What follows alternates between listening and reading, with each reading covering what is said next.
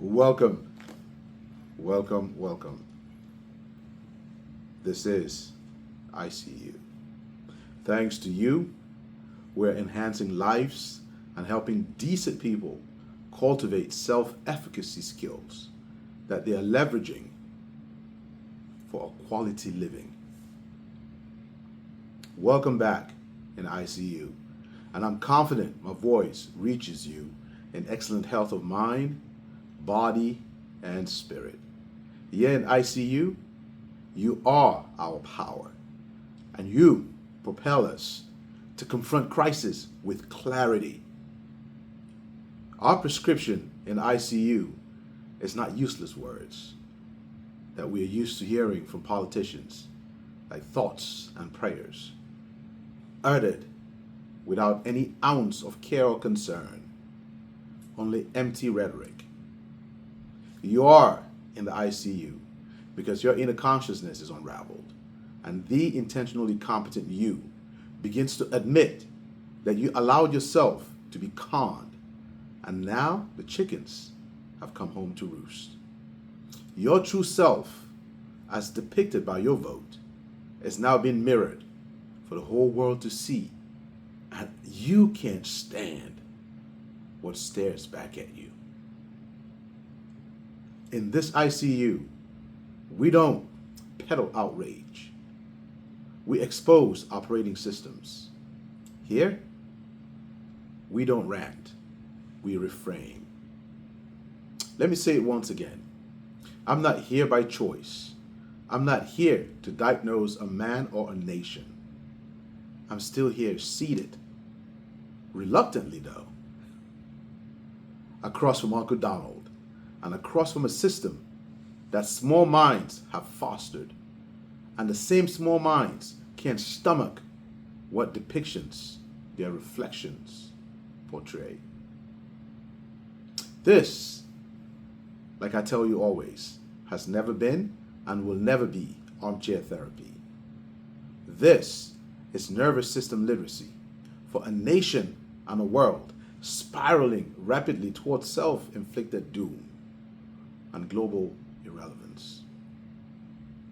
Welcome back to ICU, where inner consciousness is unraveled,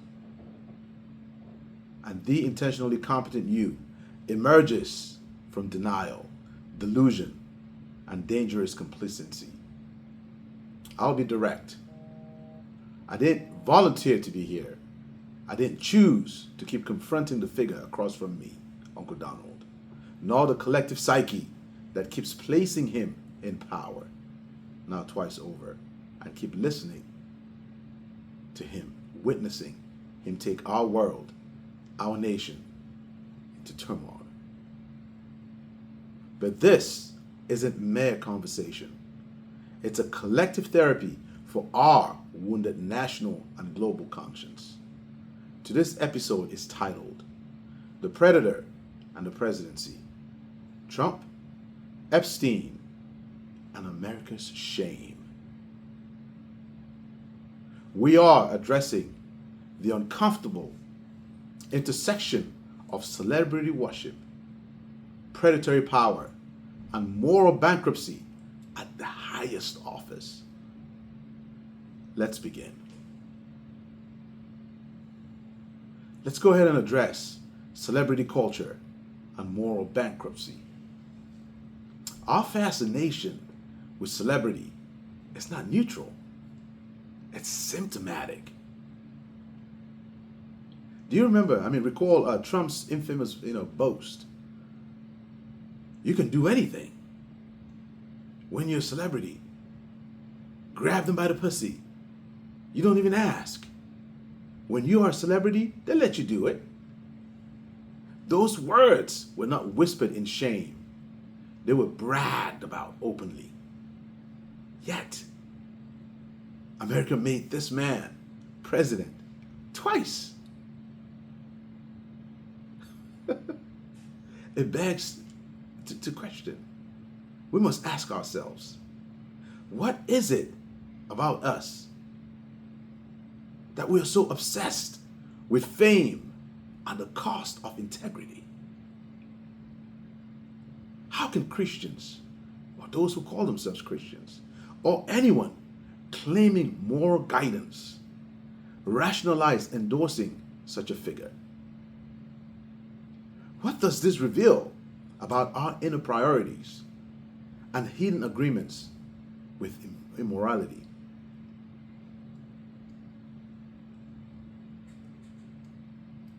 I tell you this, that discomfort you're feeling in the pit of your stomach is more necessary now than ever. Sit with it. Revel in it.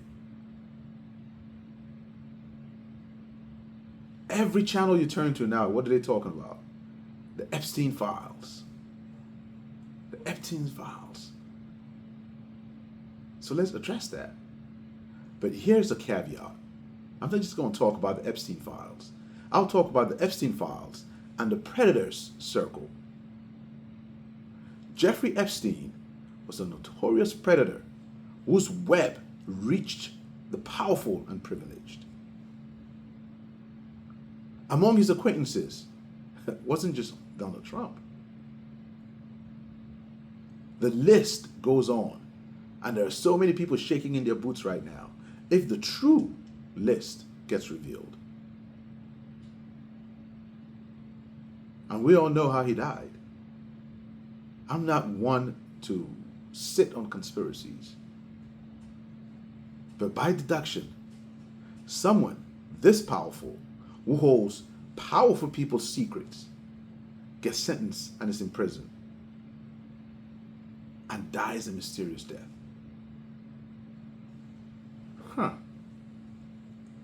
You begin to wonder.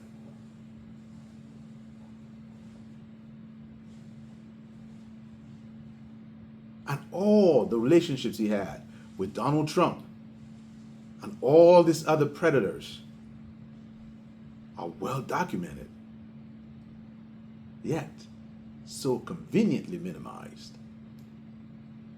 Trump's presence in Epstein's orbit wasn't passive. It was full participation, full affirmation, full complacency. He is complicit. So ask yourselves, what does it say about our values that a presidential candidate's documented connections to a known predator wasn't disqualifying? That same candidate was convicted. It's a felon. Wow. Why are we so adept at ignoring glaring truths for the sake of power, wealth, or party loyalty? And I put that last part in there, that party loyalty, because it's something that resonates. I have friends, educated friends, who tell me they vote Republican no matter what. Who does that? Who does that? It makes no sense to me whatsoever. But that's our reality. This goes beyond politics. This is about our soul as a nation, our soul as a global community. So, let's go ahead and address complicity and the corrupt media machine. Clear example. The latest victim of this complicity, Stephen Colbert. CBS canceled Late Night with Stephen Colbert for daring to critique Trump. And they would not come out and admit that it's for such purposes because they want to, acquiesce to the will of this fragile ego individual. Media compliance isn't about ideology. It's about power and profit. Trump's fragile ego rewards those who flatter him and punishes critics, distorting democracy itself. So consider this. When media silences truth tellers, what happens? Democracy suffocates. What price are you paying for this acquiescence?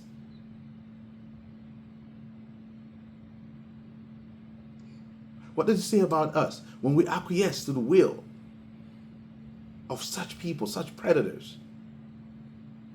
Who benefits when truth is compromised for profit?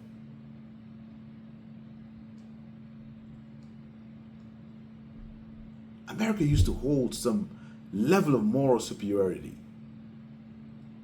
but Trump has exposed the true nature of this country to the rest of the world. So we are like the rest of the world, whether we choose to accept it or not. Corruption isn't hiding anymore. They don't label it anymore as campaign contributions.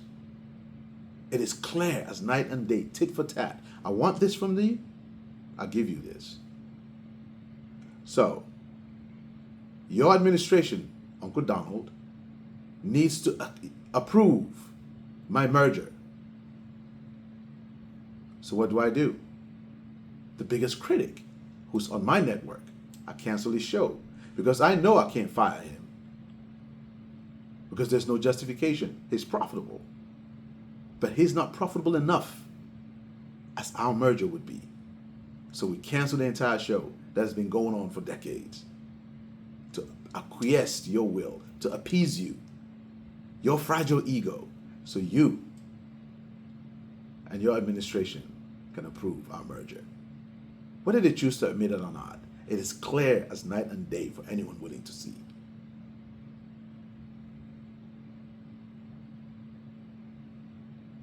Corruption is in hiding. It's broadcasting live, and we are numb enough to accept it. So let's address the psychology of rationalization, because every time you talk to somebody who supports or stands with Trump, what do they tell you?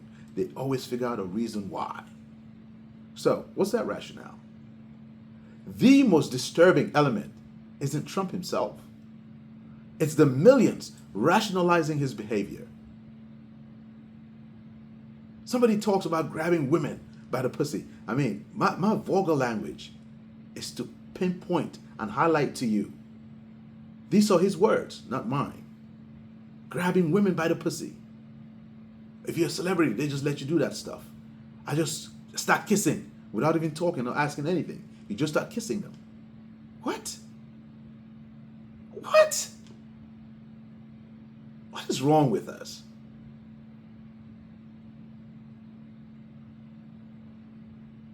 Why? Here's what my informed opinion postulates to you. Familiarity. We normalize what is frequently sin, right? Fear. We cling to power, believing control equals safety. Fragility. We reject self-examination to avoid discomfort, because this is uncomfortable. So I would rather not examine my own moral compass. Fragile egos. Fragility. So ask yourself this: what truths am I actively avoiding? Where do I align my morality conveniently? Who benefits from my complacency? And know this fact: a healed society doesn't need predators disguised as protectors. Here in the ICU, we have several practices. So this week's practice is recovering moral integrity. This week's soul assignment focuses on reclaiming our individual and collective truth. Here's the truth audit. I want you to start by examining yourself. List moments you excused harmful behavior because it served your interests. Identify certain truths that threaten your comfort. Once you've done this, now we can start the moral reframing. And by doing so, we start this process of healing. So you fill in the blanks. Integrity is not aligning with power. It's aligning with, you fill in whatever goes in that spot. So for example, integrity is not aligning with power. It's aligning with truth. We must stand with integrity, especially when faced with uncomfortable truths. In those instances, ask yourself this: am I defending morality or protecting comfort? Am I courageous enough to confront complicity?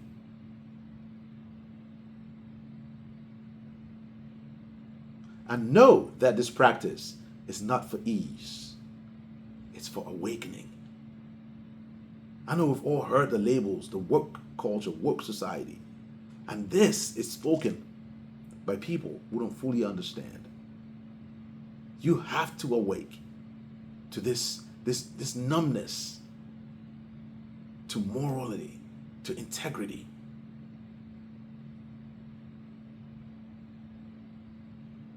So in closing, I'll say this to you. This episode was just to highlight to you what is killing us and plant some seeds that can slowly but steadily start waking you up from this slumber that you've engaged in for so long. America's shame is not merely Trump's presidency.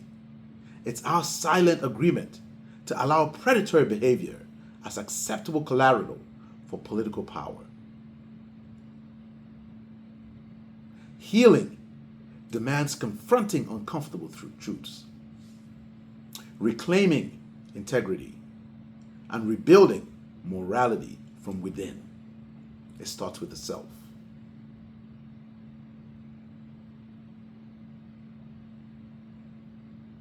In a future episode, we'll discuss complicity as culture, breaking America's addiction to denial. But for this week, I want you to remember to always carry what serves you. Release what doesn't. Keep walking forward with your ancestors at your back and your inner compass ahead as your guiding staff. Until then, may you diagnose wisely, resist kindly,